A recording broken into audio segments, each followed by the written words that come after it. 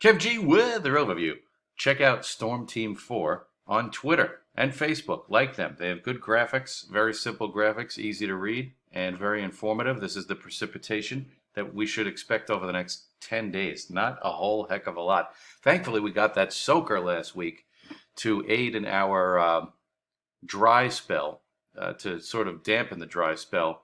But you got to go all the way up into New England to get any appreciable rain over the next 10 days. So this is what we're looking at, a nice stretch of tranquil fall weather on the way with very few interruptions. And we'll see one of those interruptions early Monday morning with a little bit of light rain. But really, all in all, it's a dry time coming up across the tri-state area. And the Weather Prediction Center is echoing that with their 7-day precipitation totals.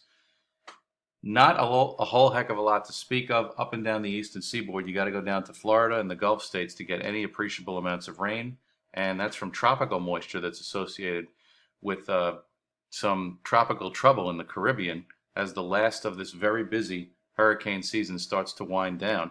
The Pacific Northwest is wet, and they do desperately need the rain as they have had all those bad wildfires over the last several weeks and months. Now we look at the Weather Prediction Center. This is the temperature forecast for the week. Very nice day on tap today with lots of sunshine. Monday we're going to have to shake some clouds, but ultimately we should get into the mid and upper 60s, which is where we should be this time of year. Gradually warming up for Tuesday into Wednesday with highs near 70. As you can see, we have a very nice day on tap for Wednesday. And then a frontal system works its way through for Thursday. Probably late Wednesday night it goes by and knocks our temperatures down for Thursday as we only make it up into the low and middle 60s. And it could be a bit breezy both Thursday and Friday. And then Friday we barely get above 60 in most places, with a pretty chilly day on tap before we rebound the temperatures by Saturday with highs getting back to where they should be this time of year. So a brief cool down, but then we're right back where we should be for this time of year.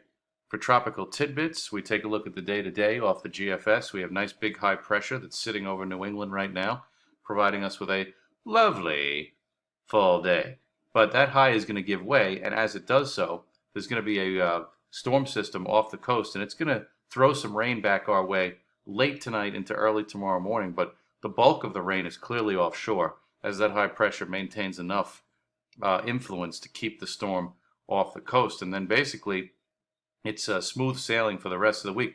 Now this frontal system moves through for Wednesday night into Thursday. I think we'll probably stand a chance of at least of a few showers moving through as that goes by. And then that sets us up for breezy, chilly conditions for Thursday into Friday before high pressure moves directly to our east and provides a bit of a warmer flow for next weekend. But all in all, not a bad stretch of weather. Definitely dry. We needed the rain last week. It definitely helped out. But we're looking at another stretch of dry weather and fall-like weather for the remainder of this week and into the weekend.